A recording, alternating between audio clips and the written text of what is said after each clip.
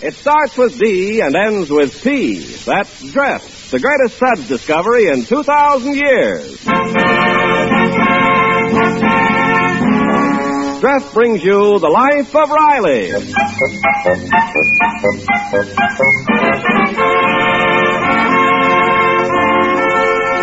Dreft, D-R-E-F-T. Dreft, Procter & Gamble's sudsing miracle for washing silks, woolens, nylons, dishes, presents The Life of Riley with William Bendix as Riley.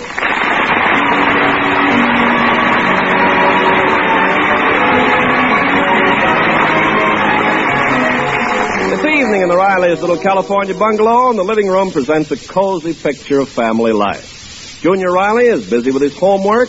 Daughter Babs is knitting, Mrs. Riley is engrossed in the evening newspaper, and the master of the house is sitting in his easy chair, looking forward to a pleasant evening in the bosom of his family. Well, son, what's new? How's school coming? I guess you... Shh, Pop. I'm trying to figure out this algebra problem. Oh. Well, Babs, what's new? What's that you're knitting there? Looks like a... Quiet, Daddy. I'm counting stitches. Oh. Well, Peg, what'd you do? What'd you do today? Anything exciting happen? Peg. Huh? You may not feel like talking, Peg, but the least you can do is be polite like our kids and tell me to shut up. Oh, I'm sorry, dear. I didn't hear you. I was reading a serial story in the paper. Story in the... What story? It's called Marriage Can Be Beautiful. Oh, fiction. It's by Helen Graham Starling. She writes the most wonderful stories about love. Love? I thought you said this story was about marriage. Well, can it be both? Well, what's it about, Mother? Well, it's about a man and a woman who've been married over 15 years. Over 15 years? It was just like us. And they have 2 children. 2 children, just like us. The husband's a very brilliant man, very successful and very rich. 2 children, just like us.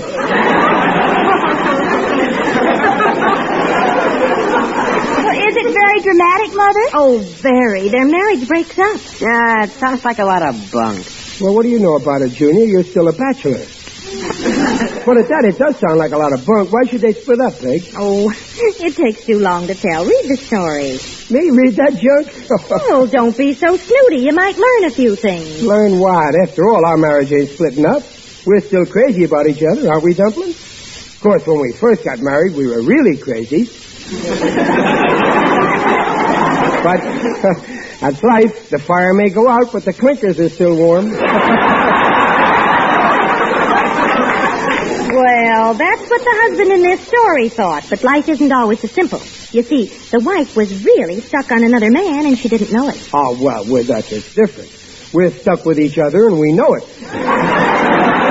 But there's one thing I don't get, Peg. If Riley, this woman... I've got to do the dishes. If you want to know more, read the story here. Oh, I wouldn't waste my time. That's trash.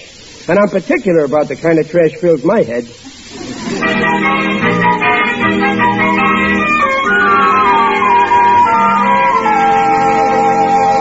And despite the passage of 15 years of married life, Mary still clung passionately to the belief that a husband should cherish his wife and treat her like a devoted gardener treats a delicate flower.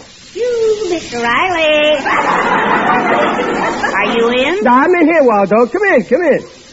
How's my little friend and neighbor? Oh, my sagging sacroiliac. Your wife again? Yeah, she took me downtown to buy me a new suit. Oh, we had an awful time. She had to drag me all the way there. Well, why, Waldo? Don't you want to buy a new suit? Yes, but not in the boys' department. You mean that she took... Yes, just to save a few dollars. And what's more, to fool the salesman, she makes me call her Mother. Wow, that's pretty silly. She don't look like your mother. Well, that's what I thought. So I called her Father. Oh, brother. Oh, you sure got it tough, Waldo. Oh, I could write a book about marriage that would be devastating to the entire institution, of which I'm an inmate. Yeah, I bet you'd write better stuff than what they got here in this newspaper, Waldo. Listen to this. The husband should cherish his wife and treat her like a devoted gardener treats a delicate flower. What does she want me to do, put my wife in a flower pot and pour water on her?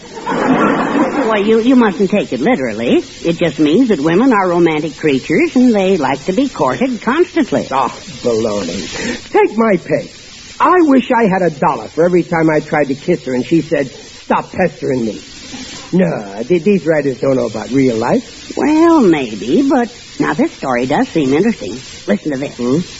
After 15 years of matrimony, it seemed to Mary that their life was a hollow mockery. She inwardly despised John, but John, wrapped up in himself, never realized. He never realized? Well, that's ridiculous. If Peg ever stopped loving me, I'd know it in a minute. How? Well, say I was coming home from work, huh? Yeah. I open the door. No furniture. I look in the closet. No clothes. Everything is gone, including Peg and the kids. And there's a note pinned on the door saying, "Goodbye forever." I'd know then and there that we're drifting apart.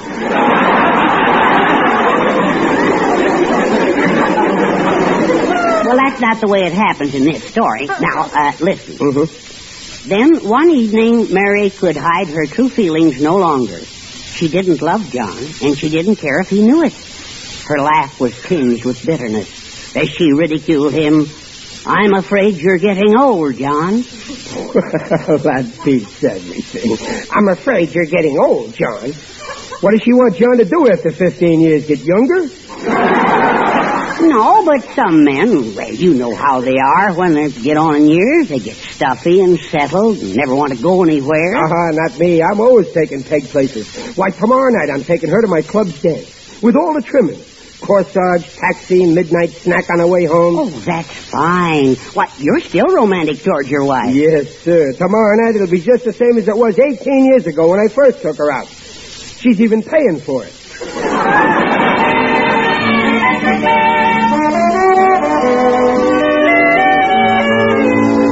But, Dumplin', Don't dumplin' me. I was never so humiliated in all my life, taking your shoes off at the dance. Well, gee, Dumplin', my feet hurt. Well, I don't see why. You didn't dance once all evening. No, but the free sandwiches were at the other end of the hall, and I made 10 trips. Oh, it was bad enough you took your shoes off. You even had to go and forget that you took them off. Oh, what harm did I do? What harm? The one time you do decide to honor me with a dance, there you are in the middle of the floor in your purple socks. Well, nobody knew they were socks. Mrs. Greenberg even said, "My, such pretty spats." Oh, Riley, why can't you act like you used to when I first met you? Well, don't I? Why, when we were engaged, you were so attentive and thoughtful and unselfish. But we're married now. Why be a hypocrite? I know what you mean. So, you were just putting on a big act because you were afraid I might marry somebody else. Like that Sidney Monahan, I suppose. Yes, Sidney Monahan. Now, wait, Peg. Can't we have a nice, peaceful argument without you always dragging in that big four-flusher? I'm sick of hearing how he was your boyfriend. Well, I didn't bring it up. Well, anyway, I wasn't worried for 1 minute you'd marry him. I knew you wouldn't let me go. I owed you too much money. Trouble is, you're like a lot of men. You just take your wife for granted. Now, Peg, you know that's not true. Yes, it is. Oh, Riley, I'm afraid you're getting old. All right, so I'm getting old. Her laugh was tinged with bitterness as she ridiculed him. "I'm afraid you're getting over, John." No, I ain't. It's a lie. Riley, what are you yelling about? I know. I heard you. I guess you're right. I just didn't realize. A husband should cherish his wife and treat her like a delicate flower. But, Riley, what's the matter? You look so funny. I never realized. Honest, I want to be a devoted gardener. Wait, let me pour water on you. What? Nothing, sweetheart.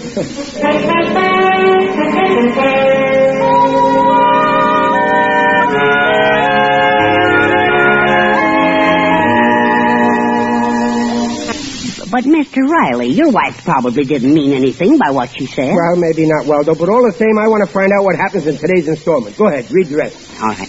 Well, let's see now. Oh, yes. As the days passed, John began to feel more secure. But he couldn't forget that Mary had said he was getting old.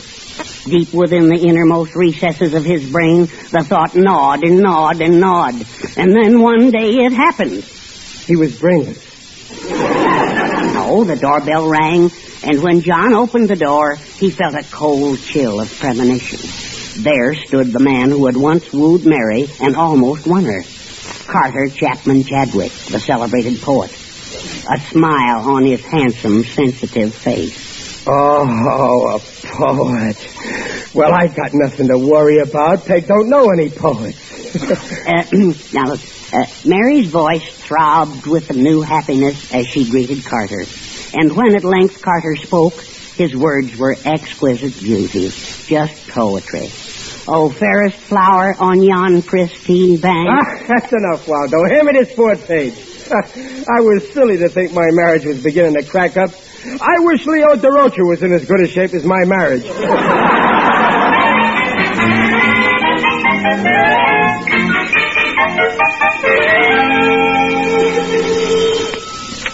Hello? Yes, it's Peg Riley. Who? Sidney Monahan. Oh, Sidney, when did you get into town? Oh, that's nice, but you must get together with Riley and me sometime. Oh, where are you staying? Oh, yes, I know the hotel situation's awful. Well, no, it wouldn't be too much trouble. Look, Sidney, you keep trying to get a room, and if you don't have any luck, you give us a call. Oh, go on with you, Sidney. Goodbye. Was that Sidney Monahan, Mother? Oh, yes, he's in town on business. Pop isn't going to like it if he stays here. Well, I'm not crazy about the idea either, but after all, he is an old friend of the family. Yeah, but if I know Pop... Well, let's cross our bridges when we come to him. Sidney will probably find a hotel room, so let's not say anything to annoy your father.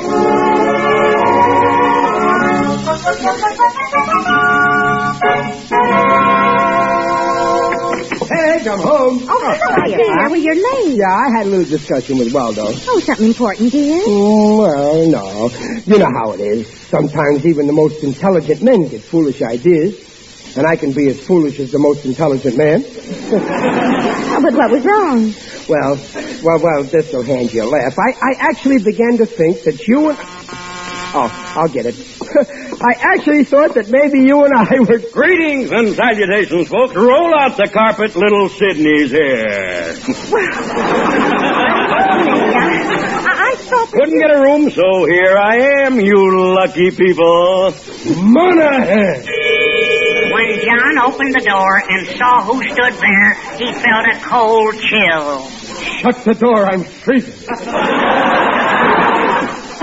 How are you, Riley, old pal? Yes, sir, you're a sight for sore. You're a sight. There he stood, a smile on his handsome, sensitive face. Peggy, let me look at you.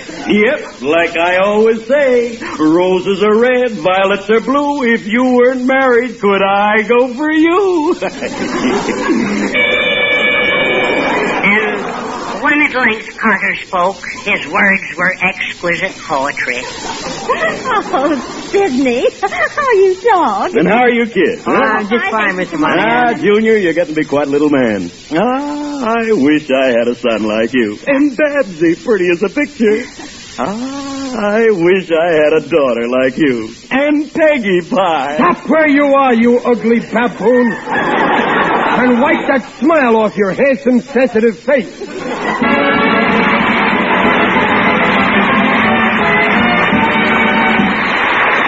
a moment, Draft will bring you the second act of The Life of Riley. It's the new Draft March, folks. Listen. Ready? Draft. Draft your dishes and oh, how they shine. Shine without wiping in half of the time and look bright. Right. So don't you get left, get Draft. Yes, women everywhere are joining the march to Draft. Procter & Gamble's sudsing miracle that gets dishes so clean they shine even without wiping. You'll really love it, ladies. This marvelous new kind of suds offers tremendous advantages over any soap you ever use.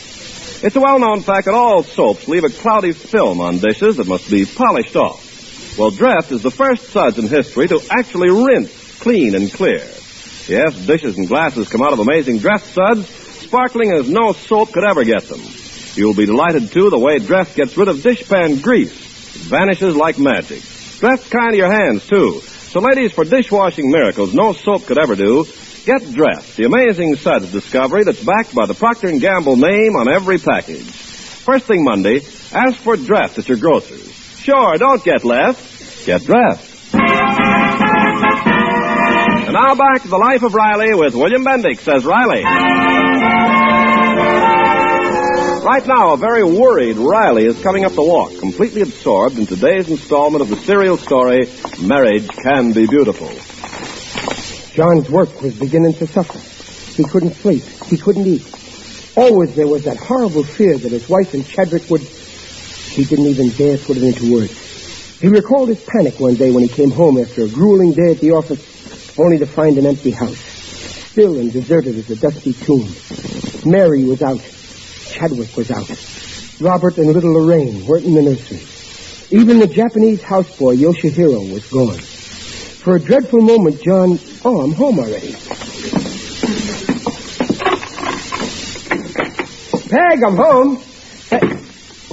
Hey, I'm home. Peg. Sidney. Beth. Junior. Yoshihiro.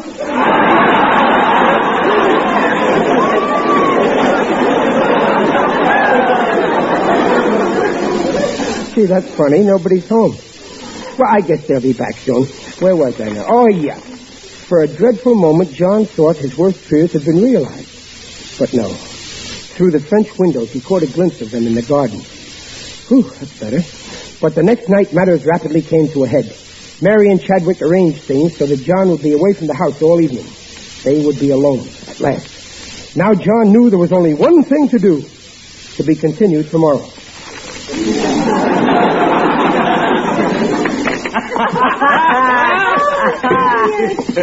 Oh, that's a good one, Sidney. Oh, hiya, Pop. Say, Pop, you know what Sidney said. Never mind what Sidney said. Where were you? Well, didn't you see my nose? Sidney took us all to a matinee. Oh, it was a wonderful play. And afterwards, Sidney bought us all sodas. Sidney. That's all I've been hearing around here. I live here, too, and the name is Riley. And I like to hear it mentioned once in a while. Riley, give Sidney $9 for the theater tickets. No, I won't hear of it. The party was on me. Oh, gosh, Pop, it was a terrific show. You mustn't miss it, Riley. Here, I bought you a ticket for tonight. It's on me, kid. Oh, you'll love it, Riley. Well, thanks, Sid. Thanks. Say, you're okay. Oh. I feel like seeing a play tonight. I appreciate... Mary and Chadwick arranged matters so that Riley would be away all evening. Oh, no, you don't. What's the matter, Riley? You want me to go to this play tonight alone? Yes. Well, what about you and Sidney? Well, we saw the play. Well, we'll stay home. In that case, there's only one thing for me to do. What? I finally had tomorrow's paper.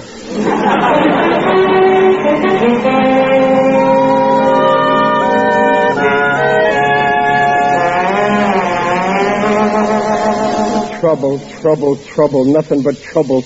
I wish someone would tell me when my troubles would end. That's only a question of time, believe me.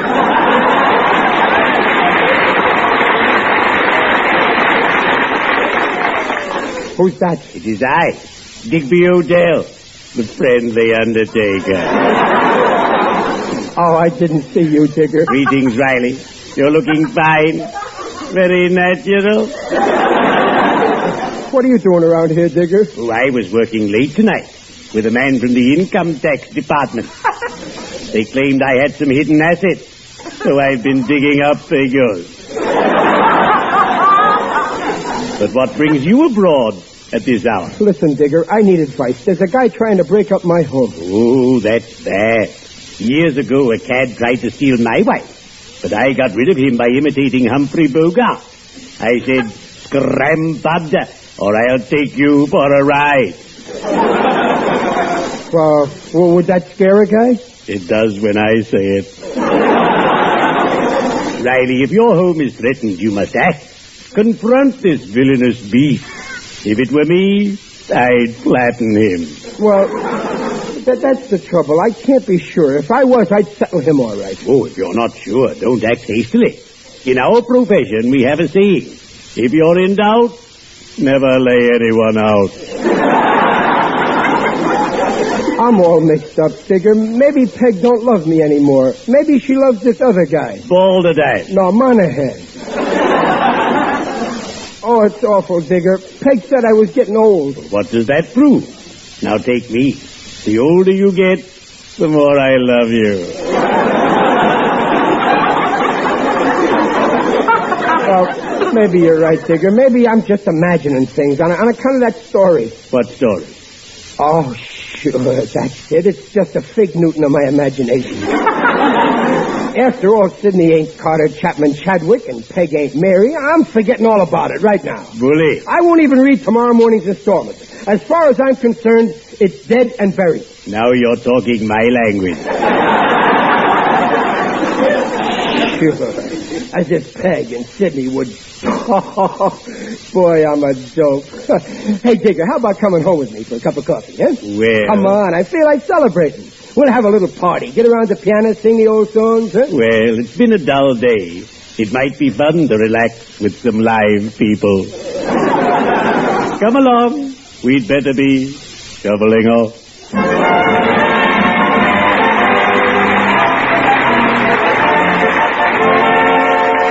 It's getting late, Mom. Where's Pop? Well, I don't know. He said he was going for a walk. Well, I wonder why he didn't want to go to the play. Oh, you know your father and his moods.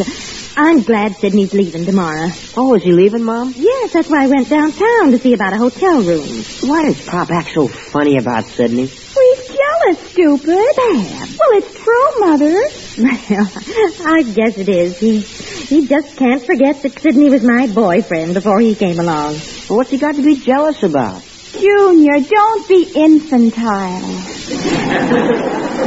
You see, Junior, when two people are very much in love, there's bound to be a little jealousy sometimes. And your father and I have been in love for 18 years.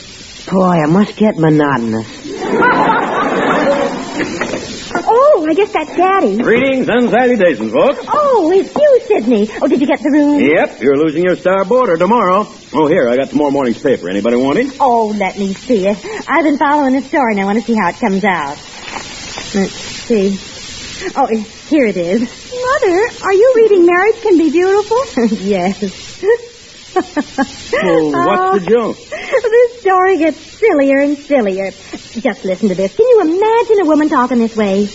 Oh, Carter, I can't stand it any longer. Life with John is just agony. Agonizing agony. How can they write drivel like that? Oh, dear. Oh, listen to this part. Huh? Oh, Carter, my sweet, if you only knew what I've endured all these years. The heart-rending pain, the torture of a life without... Well, come on in, Digger. I'll have the coffee perking in a jiffy. Good. Don't forget, I like mine black. Shall I go on, Sidney? Go on, Peggy. Let's hear the rest. Oh, Peg's in the living room with good old Sidney. Let's have your coat, Digger. I hate him. Hate him, do you hear? I hate him. Mrs. Riley seems perturbed. Yeah, who can she hate like that? I can't stand it any longer. I've loathed every single minute I was married to him. Oh, she means me. Well, let's go in... Me? Digger, she can't mean me. Of course not. I can't endure his stupidity any longer. She means me.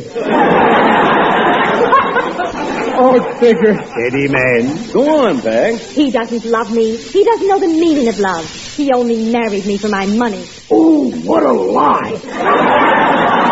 She only had $47 when I met her, and I spent all that before the wedding. Carry me off with you, beloved. I can't stand another moment with him. I want to be your wife. Oh, Digger, I'm dying. Let's not talk shop. He's a beast. A vile beast. A husband like that should lose his wife and get a good punch in the nose. You hear that, Digger? I'm going in there and tear him apart. I'll kill him. And I'll pick up where you leave off. I'll fix that double dealing. Here I am, you sneak. Let's see you punch me. Riley, what on earth You are you... stay out of this, Mary. I'll fix you, Carter Chapwick Chadwin. Riley, what's the gag? I'm coming at you. Oh, he hit me with a brick. You ran into the fireplace. Riley, what's the matter with you? Have you gone crazy? I heard you. Helen Chadwick. I mean Sidney, just like in the story. Oh, you thought... Oh, Riley. Well, I was just reading it to Sidney. Riley, you mean that you thought... Wait a minute. You were just reading the story? You don't love Sidney? You don't think I'm a vile beast? Of course not. What a revolting development this is. Digger, did you hear that? It's all a mistake. Oh, I feel like such a fool. Let this be a lesson to you, Riley. Always look before you leap. Otherwise, you're liable to end up like my friend Granger, whose epitaph reads, quote, Granger bought a bicycle on his wedding day. He kissed his blushing bride, and then he rode away. He pedaled no hand near a hole-marked danger. Now the hole is covered, and so is Granger.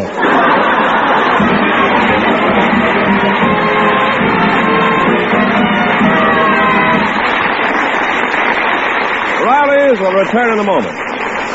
Yesterday, Babs said to me, you know, Mr. Carpenter, nice, sheer-looking stockings and pretty lingerie really do something for a woman. Well, I know all you women agree with Babs 100%. That's why you want to dress your nice washables. Dress gives brighter, fresher, safer cleaning than any suds before in history. Yes, nightly Dreft washing makes stockings look sheer as new, lovelier than with any soap you ever use. As for pretty new sweaters, why, Dreft washes them softer and fluffier than you ever dreamed possible. Gentle Dreft suds do wonders for under things, too. Helps keep them bright and gay, washing after washing. The reason is, Dreft never leaves a dulling soap deposit in fabrics the way all soaps do.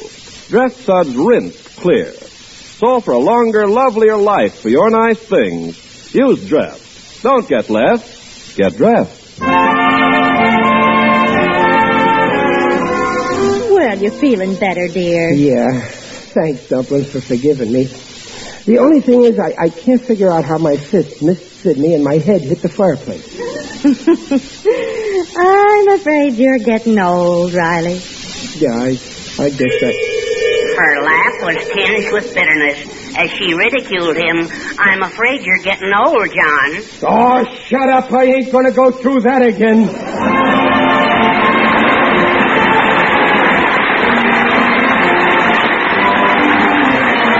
Procter & Gamble, makers of Dreft, the sudsing miracle for silks, nylons, woolens, dishes, invite you to be their guests next week to hear The Life of Riley with William Bendix as Riley. The Life of Riley is produced by Irving Brecker and is directed by Don Bernard. Music by Lou Kozloff. The script by Reuben Ship, Alan Lipscott, and Jack Brecker. Mrs. Riley is Paula Winslow, Digger Odell is John Brown, Junior is Tommy Cook, Babs is Barbara Eiler, Waldo is Dink Trout, and Sidney is Lou Merrill. This is Ken Carpenter inviting you to listen again next week to The Life of Riley. And reminding you for faster, brighter, safer cleaning than any suds before in history, use Dreft. Don't get left, get Dreft.